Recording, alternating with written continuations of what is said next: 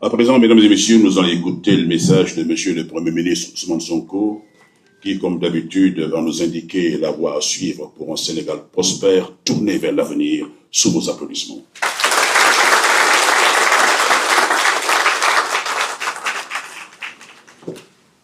Merci beaucoup.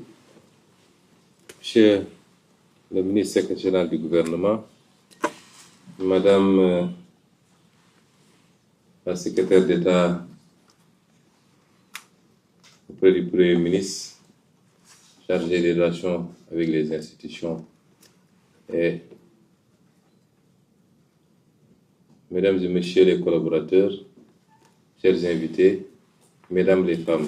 Donc nous sommes là, ravis d'être là aussi, en tant que chef du gouvernement, et pour partager avec vous cette journée. Tout à l'heure, mon assistante est passée, et je lui ai dit, c'est une coïncidence que je sois habillé en blanc. Je ne savais pas que vous seriez tous habillés en blanc.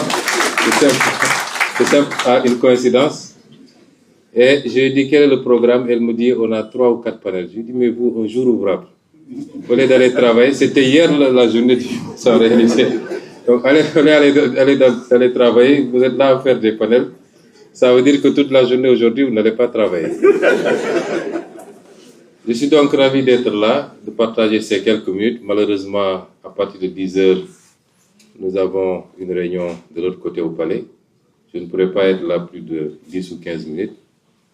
Mais c'est pour marquer aussi l'importance que constitue la femme et les femmes pour toute société qui se respecte, et particulièrement la société sénégalaise, dans laquelle nous avons tous été éduqués dans ce bon vivre ensemble avec nos sœurs, nos mamans, nos épouses que vous êtes.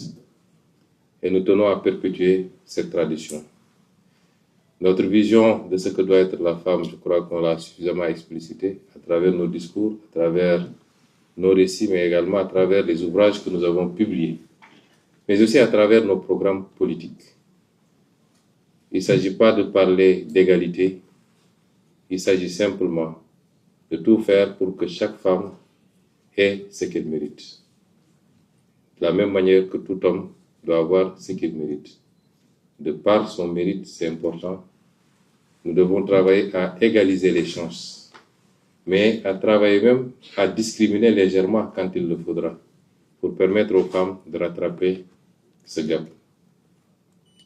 Quand j'étais aux impôts, j'avais tendance à dire que si on veut régler un certain nombre de problèmes liés à la corruption, il faut confier aux femmes toutes les responsabilités au manipule de l'argent. Toutes les responsabilités. Parce que les statistiques ont prouvé que c'est malheureusement la zone qui est la mienne, qui est la plus exposée à certains phénomènes, notamment la corruption, aussi bien en quantité qu'en volume. Tout à l'heure, en venant, j'ai discuté avec Madame le ministre de la Justice, elle me dit que les statistiques carcérales, c'est qu'il y a 3,4% seulement de femmes dans les prisons. 3,4% de femmes. Tout le reste, c'est les hommes. Ça veut dire que les femmes respectent beaucoup plus la loi et les règles de la société. Et c'est pourquoi aujourd'hui, si on veut bâtir un pays, on ne peut pas le faire sans les femmes. Le pays qui avance sans ces femmes est le pays qui n'avance justement pas. Et c'est pourquoi nous allons continuer à travailler, à poser des mesures concrètes.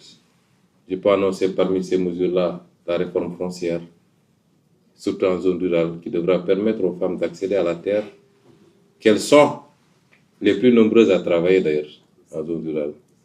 Permettre aux femmes d'accéder beaucoup plus, et beaucoup plus généralement, aux responsabilités. Avant-hier, le mercredi passé, en Conseil des ministres, je faisais le tour de la table de réunion et je regardais les ministres et je décomptais. Bon, on a, je crois, 5 femmes, n'est-ce pas, Marie-Rose? 4 femmes. Et je décomptais. Je me disais, bizarrement, si on me disait en qui tu as confiance le plus dans cette salle-là, je dirais c'est les 4 femmes-là. Parce que je sais qu'elles trahiront pas. Parce que je sais qu'elles trahiront jamais. Elles sont fidèles et loyales dans les relations.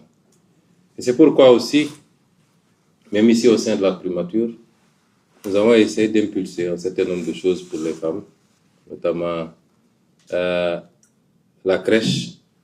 J'avais demandé à Mme Barel-Gueye, ma conseillère, de faire le travail. Elle l'a fait, le devis. On a identifié le local en bas qui devra abriter cette crèche, qui certainement dépassera le cas de la primature, peut-être tous les fonctionnaires de la zone, parce qu'une femme qui a son enfant à côté travaille dans des conditions de sérénité, plutôt que de se dire qu'est-ce qui se passe à la maison. Pouvoir descendre peut-être chaque 2 heures de temps, chaque 3 heures de temps, à l'été, ça rassure et ça permet à cette femme d'être plus performante également. À côté d'ailleurs de l'infirmerie qu'on est en train de mettre en place et de la salle de sport que je vous invite à pratiquer.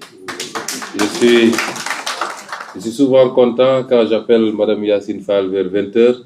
Elle me dit je suis en train de faire mon sport à la salle de sport en bas. Un corps sain, comme on dit, un esprit sain dans un corps sain, c'est ça qui permet d'avoir les résultats et les rendements que nous attendons. Je pourrais continuer à disserter sur nos ambitions pour les femmes. J'ai toujours eu cette ambition. J'avais consacré une partie de mon salaire de député aux femmes transformatrices de Casamance. Et nous vous souhaitons le meilleur. Que vous soyez à la pointe de ce travail de révolution et de développement de notre pays. Que vous soyez ces linguères qui ont été célébrées avant-hier justement dans le Wallo. Que vous soyez les Aline Sitoé, mais que vous ne soyez pas seulement des faire-valoir quand il le faut. Et c'est ce que nous souhaitons pour toutes les femmes. Je voudrais terminer mon propos par vous féliciter tous et vous remercier pour le travail que vous abattez.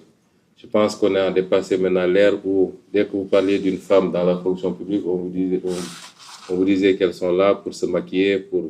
Aujourd'hui, parmi les plus performantes figurent les femmes. Et nous voyons le résultat de ce travail tous les jours. Donc, je vous félicite tous.